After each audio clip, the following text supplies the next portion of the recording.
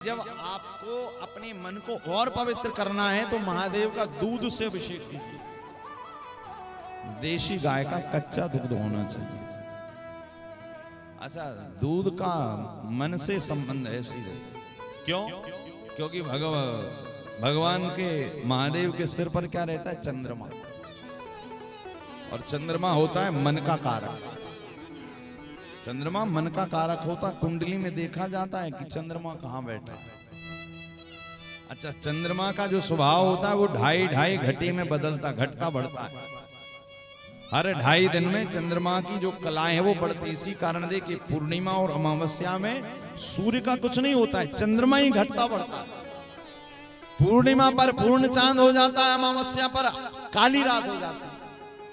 यानी क्या है? चंद्रमा घटता बढ़ता रहता है। यानी जैसे चंद्रमा घटता बढ़ता रहता है वैसे व्यक्ति का मन भी कभी कभी बदलता रहता है। और मन का कारक है चंद्रमा। और इसी कारण चंद्रमा को प्रसन्न करने के लिए भगवान महादेव के ऊपर, महादेव के शिवलिंग के ऊपर दुग्ध का अभिषेक करिए महादेव को प्रतिदिन। शिव महापुराण में तो यहां तक लिखा है कि यदि आपके घर में कोई अचेत हो गया है, अचेतन हो गया है, पागल हो गया है, जिसकी चेतना खो गई है, यदि उसके नाम से भी उसके घर के माता पिता, उसके भाई बंधु पड़ोसी कोई भी उसके नाम से अचेतन के लिए भगवान महादेव पर श्रावण के 1 महीने तक दुग्ध से अभिषेक करते हैं तो उसकी चेतना धीरे धीरे धीरे वापस आने लगती है। ये भगवान महादेव पर दुग्ध चढ़ाने का फल है। जो दुग्ध चढ़ाता है सबका अलग अलग भाव है। यहां पर तो ये तक लिखा है कि धनादि विभवैश्च पूजया युक्ता क्रिया योगिति कथयते। क्या क्या चढ़ाने से क्या क्या प्राप्त होता है? बोले दूध, दही, घी, शक्कर, भस्मी, भांग, अभीर, अभ्रक। अब महाराज कुछ ना मिले तो, बोले कुछ ना मिले तो एक पुष्प लेना और एक पुष्प महादेव पर चढ़ा देना। ये कह करके प्रभु सब कुछ इसमें है। क्योंकि भगवान महादेव को पदार्थों से प्रेम तो है, किंतु पदार्थों से भी ज्यादा तुम्हारे मन से ज्यादा प्रेम। मन के देवता है भगवान महादेव की। शिव पुराण की कथा में शिव नाम और ओम नमः शिवाय के जप की महिमा बताई है। शौनकादि 88,000 ऋषियों को सूत जी कथा सुनाते हुए एक बहुत बढ़िया कथा बता रहे हैं कि महादेव की पूजा यदि करनी है तो जीवन में एक नियम बांधना पड़ेगा कि यदि प्रतिदिन पूजन कर रहे तो प्रतिदिन ही करो। बीच में ये नहीं महाराज 5 दिन करी 10 दिन छोड़ दी, फिर 2 दिन करी फिर छोड़ दी। ऐसे में भगवान महादेव फल नहीं प्रदान कर पाता। और एक और चीज लिखी है कि जितनी देर बैठो पूरे एक संकल्प होकर के हे महादेव आज हम आपका 1000 बिल्वपत्र से अर्चन करेंगे। हे महादेव आज हम आपका 1008 बार नाम लेंगे। हे महादेव आज हम आप पर इतने आंकड़े के पुष्प चढ़ाएंगे। ऐसा ऐसा भाव बनाकर जब आप बैठते हो ना तो महादेव बहुत प्रसन्न हो जाते हैं। कई लोगों को हमने देखा महाराज पूजा भी करते जाते और बीच बीच में जरा घर वालों से बातें भी करते जाते। कई जगह होता है। एक मैया पूजा कर रही थी शंकर जी, बेलपत्री चढ़ा रही थी, ओम नमः शिवाय, ओम नमः शिवाय। इतने में पड़ोसन आ गई, बहना कहाँ कर रही है? अब कहती जा रही ओम नमः शिवाय और इशारा में कह रही बैठ जरा चढ़ा लूं फिर आती।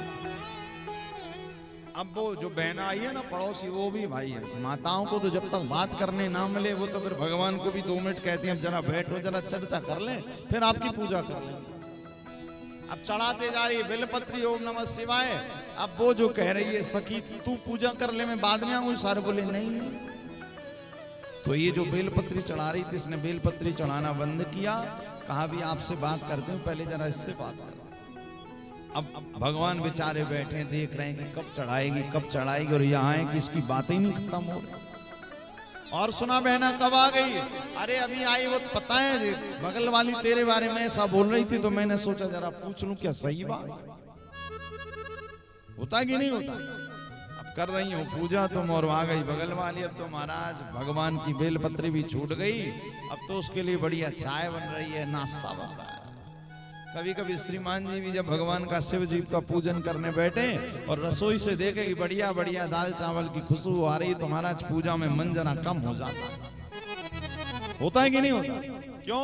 मन वहां चला जाता, अभी गरम गरम बनेगा दाल चावल, हे महादेव आज अच्छा देखो जिस दिन भूख लगती है, जिस दिन बढ़िया बनता उसी दिन पूजा में और टाइम लगता है। मन कर रहा है कि जल्दी रसोई में भाग और यहाँ की शंकर जी की स्तुति नहीं खत्म। क्या लिखा हुआ है कि जितनी देर बैठो, पहली बात की नियम पूर्वक बैठो, और नियम पूर्वक बैठो, और दूसरा लिखा है कि जितनी देर बैठो पूरी तन्मयता से बैठो। भागवत में एक शिव महापुराण की कथा में एक बहुत अच्छी कथा थी बहेलिये की, बहेलिया शिकारी। अच्छा देखो महादेव का पूजन है ना, कोई भी कर सकता, इसमें कोई निषेधता नहीं। क्यों कोई भी कर सकता? क्योंकि सबसे बड़े वैष्णव हैं। वैष्णव का मतलब सबसे बड़े भक्त हैं राम जी के, कन्हैया के।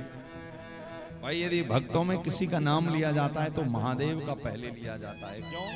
बोले इतना प्रेम करते थे राम जी से, इतना प्रेम करते थे, आंख बंद करके भी राम जी का चिंतन करते थे।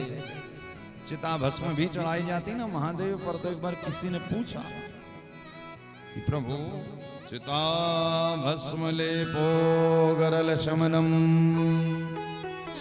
दिगपट धरो कंठे भुजगपति हारे पशुपते। एक बार भोले बाबा से पूछा किसी ने कि महादेव आपके ऊपर ये विभूति क्यों चढ़ती है, और वो भी चिता भस्म। आज भी महाकाल उज्जैन में आप देखिए, पहले चलती थी, अब तो खैर देसी गाय के कंडे से बनाकर चढ़ाई जाती है, किंतु जो कैलाश के महादेव उन पर तो आज भी चिता भस्म चढ़ती है। क्यों? महादेव ने उसका उत्तर दिया। महादेव ने कहा देखो जब कोई मरता है तो उसकी अंतिम यात्रा निकाली जाती है, और अंतिम यात्रा के पीछे पीछे लोग जब चल रहे होते हैं तो क्या कहते हैं? राम नाम सत्य है, सत्य बोलो मुक्ति। तो अब उसने भले जीवन भर में कभी राम नाम ना लिया हो, किंतु जब वो मरता तो उसके पीछे कितने सारे लोग चिल्ला रहे होते, राम नाम सत्य है, राम नाम सत्य है। महादेव कहते हैं कि इतने बार इतने लोगों के द्वारा कहा गया राम राम, वो उस मरे हुए व्यक्ति के रोम रोम में चला जाता है। रोम रोम में जब राम नाम जाता है, और महादेव कहते हैं मैं तो शमशान में बैठे ही रहता हूं। और बोले जब उसको जलाया जाता है तो महादेव कहते हैं कि मुझे विश्वास हो जाता है कि इतने सारे लोगों के द्वारा कहा गया राम राम इसके रोम रोम में चला गया है, और जब उसको जलाया जाता है तो उसकी भभूति में भी राम नाम ही होता होगा। मैं किसी चिता की भभूति नहीं धारण करता हूँ, मैं तो अपने राघव का राम नाम अपने शरीर पर धारण करता हूँ, इसी कारण मैं भस्मीभूत कहलाता हूँ। वाह प्रभु वाह, जवाब नहीं आपका प्रभु, इतने बड़े दीवाने हैं आप राम नाम के यहाँ। और भगवान को सबसे ज्यादा प्रिय क्या है पता है? चिता भस्म।